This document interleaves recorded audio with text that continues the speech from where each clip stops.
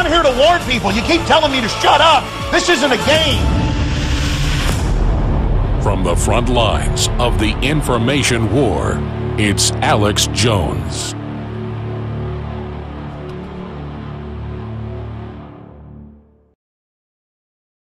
The fight was over. The police come over. They talk to him. They direct him with their hand over and taser him. And he falls over, hits his head. Blood comes out of his ears. They hold him for 2 hours. I guess hoping he'd snap out of it, son. I mean, we just hit you with a cattle prod and you hit your head on the hard concrete floor, boy. Shake it off. Now, this happened to one of those cops. Even by accident, they'd hit by a taser and fallen over. It'd be a big parade and 21-gun salutes because they have value. But I guess De Rivera doesn't have any value. And as I mentioned, even the Washington Post is in the news today saying that we have militarized police. Talking to his lawyer, Adam Lowy. Adam, you were talking about posse comitatus during the break, the militarization. The political establishment wants to convert us to a command and control system. This is Rand Corporation all the way, the domestic stabilization force that they called for in the 80s. This is a plan. What is your take on where this is going, how this is going to unfold? And am I wrong? Is it just that because of YouTube and because of cameras we know about more of this? Or is it getting worse? And tell us about some of your other high-profile cases. Well, I've seen it get worse in just the 10 years that I've been practicing this kind of law. I think that when you militarize the police and you don't train them properly, which I think happens a lot, especially in this situation, you're going to see more and more about this where there's a mentality among certain police officers that it's a war zone out there. I mean, you've heard them say that. I had a case, it was a high-profile case that one of the officers talked about boots on the ground in a certain neighborhood. That is a military term. And if they're using that kind of term in policing, you know what the mentality is. So I think that it's going to get worse. I think I've seen it get worse just in the cases I've handled. And again, the biggest problem I have with it, which is, of course, first, the loss of life and this young man being hurt so bad in this case, but it's the lying that occurs afterwards. It is the constant lying by government officials. And police admit they're trained how to lie on the stand, and the gullible public doesn't even know that. Right. I think that police, more than anyone, are trained when it comes to criminal cases, for example, to testify in the right way, if you will. They are trained how to testify, and they're very good at testifying because that's what they do. So when something like this occurs, they're very smooth. They're very smooth in how they talk about it. And what's very disturbing to me, and I know you talk a lot about this, is when you talk about media, the mainstream media's main source for most stories is police. It's a lot of criminal stories. It's a lot of stuff that sells. So they have these connections in the police department. And in order to have connections, in order to have Chief Acevedo call you back, you cannot expose them for what they're doing. Well, I got to be fair to Arte Acevedo. And I know there's always that access issue that's well known. And he does actually come down here, even though I give him pretty hard interviews. But he's unlike a lot of other police chiefs. But I know sometimes when other media does do critical pieces, he doesn't talk to him again. I guess he talks to me because it's part of his outreach or whatever. I mean, he is a slick little devil, isn't he? He's very slick. He's very good at the media. He does stuff like they have the deputy mayor say, well, once we register your guns, we are going to confiscate them. And then people push our guys and yell at them, the pro-gun guys. And then when he was interviewed, he goes, well, your guys were cussing.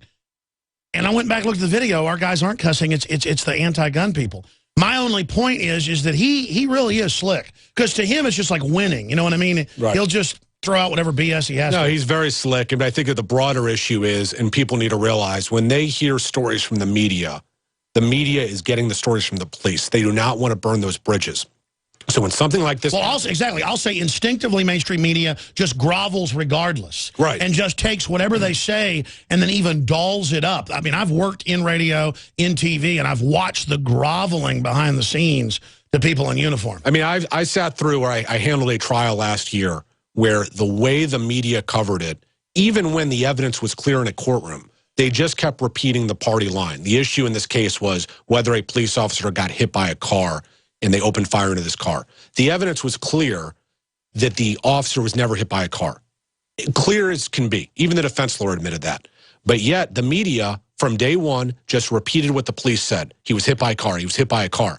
And it's just this reflexive, oh, if the police say it, it must be true. And that's why this case is so powerful, because they said initially, no, he was fighting. No, he was fighting. Well, thank God we have video. And the video doesn't lie. He wasn't fighting. What about Jackson case? The Jackson case is a case where... That's your case, too, isn't it? Right. And that's a case where there was a bank robbery. The bank was shut down. 6 hours later, Larry Jackson Jr. came to the bank. They were looking for a white guy, right? They were looking for a black guy shows up. Right. And this must be him. Charles Kleinert came out. Larry ran, and Kleinert commandeered a civilian vehicle and told this woman, drive, drive. Chased this young man down, saw him under a bridge, went under the bridge with him, and shot him in the back of the head. He subsequently claimed it was an accident.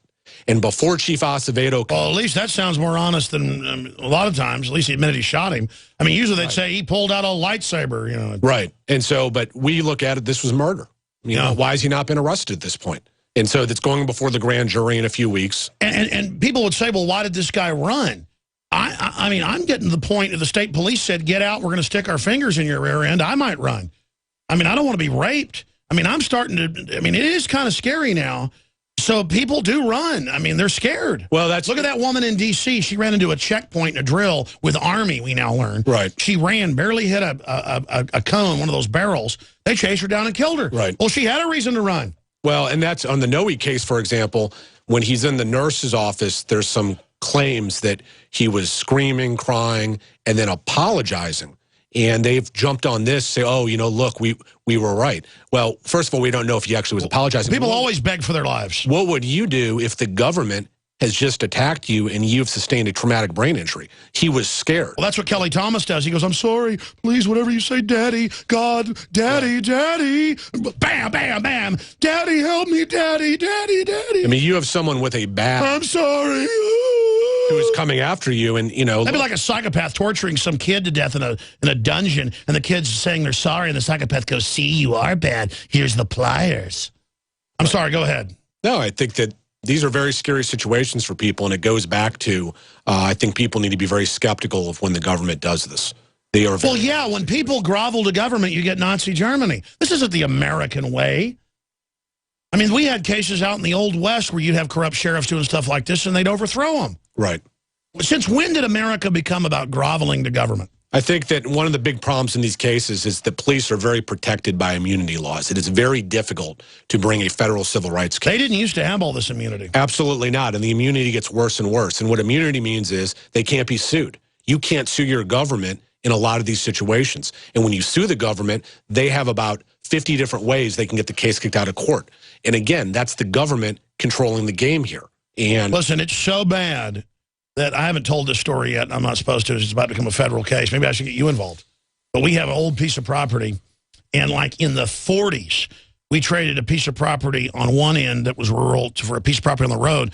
These people just disregarded it, kind of took it back over. My grandfather kicked the people off. Now their grandson is a sheriff's deputy in East Texas. This is on record and ended up getting caught the second time on tape. Showed up during deer season with guns. It's like 40 acres out of thousands. No, it's 100 acres out of thousands. Pointing guns at people saying, get off the property, it's mine.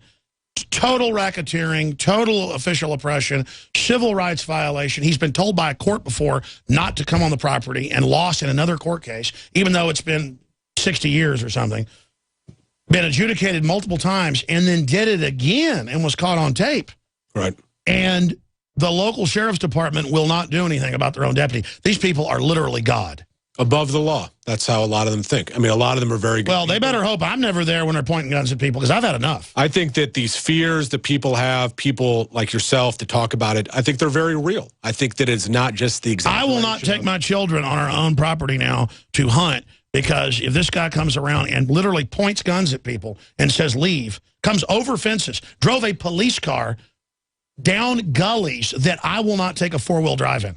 Right. This is how mentally insane these people are. Literally on a power-mad trip.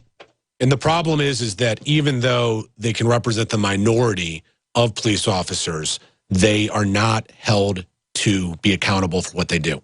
The police will circle the wagons, like in this case, say, oh, he had to do what he had to do. He was being threatened, when he wasn't.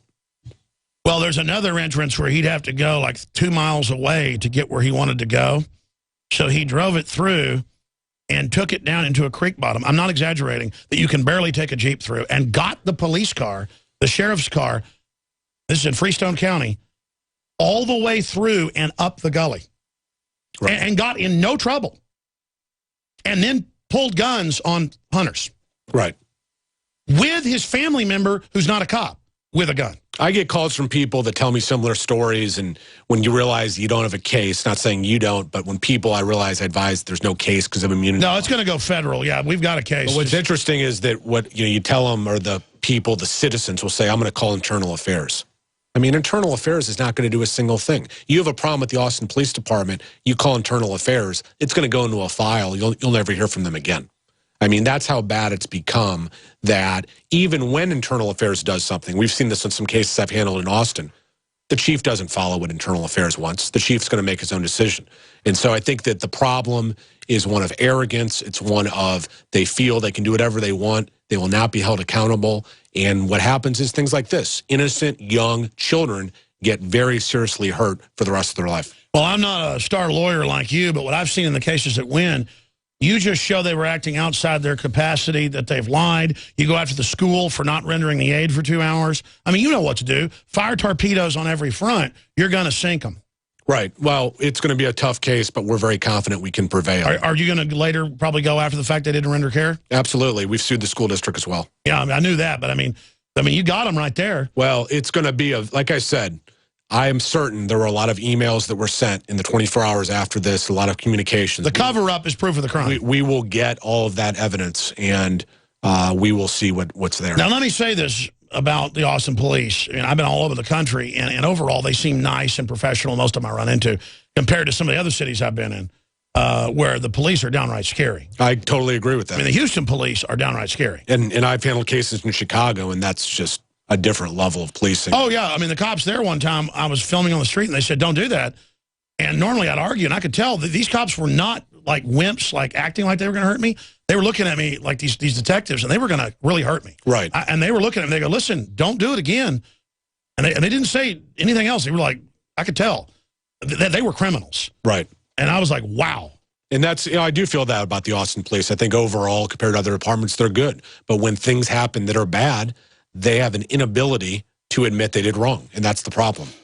And they've got Mr. Slick. I mean, he is unbelievable. He's very good. He's very good, and that's what the city council wants. They put it all on his hands to go talk to the media and schmooze the media and sell the public on a certain narrative.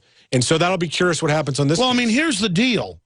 I don't want the police killing my kids sometime if they mouth off. I mean, it's scary. And that's a good point. You know, when you put police officers in a high school, it's high school. Things are going to happen in the halls of a high school, such as a fight between two girls. I mean, I got in fights with my coaches and stuff where they, and then they were so macho. They wouldn't like press charges on me because they grabbed me and then I elbowed them, so they punched me in the head, and then I punched them. My dad didn't go after them because I had a big black eye from the coach. Right. I mean, it's just disgusting. I would have been killed probably. And that's the scary thing. We're not talking that this case occurred on the dark streets at 3 a.m. This was in a well-lit high school hallway at 10:30 in the morning on a Wednesday. It's high school. Why are you tasing a child? Well, De Rivera did a good job. Pulled the girl off. You see his body language? The cops put their hand on him, push him over here. They just kill him. They tried to kill him. Right. And trust me, it was a life or death situation for a while after this occurred. I mean, he was very close to death, and he's going to have to deal with the traumatic brain injury the rest of his life. For what? For what? It's completely unjustified in every regard. Well, I mean, do the police want their kids being treated like this? That's the golden rule. Treat people like you want to be treated. You want to have a macho, tough guy position like a cop. Don't be scared, literally wetting yourself, or like an attack dog, ready to attack everybody out there. Right. I mean, you'll be like an American bulldog that's not aggressive, it's not mean unless you attack it, then it's vicious. You need to be manly like Matt Dillon and not just go around attacking innocent people. You're supposed to fight real thugs. But instead, most police I know, take Travis County, they're completely scared of like the real motorcycle gangs, the real drug dealers, right? The banditos. The police don't dare mess with banditos.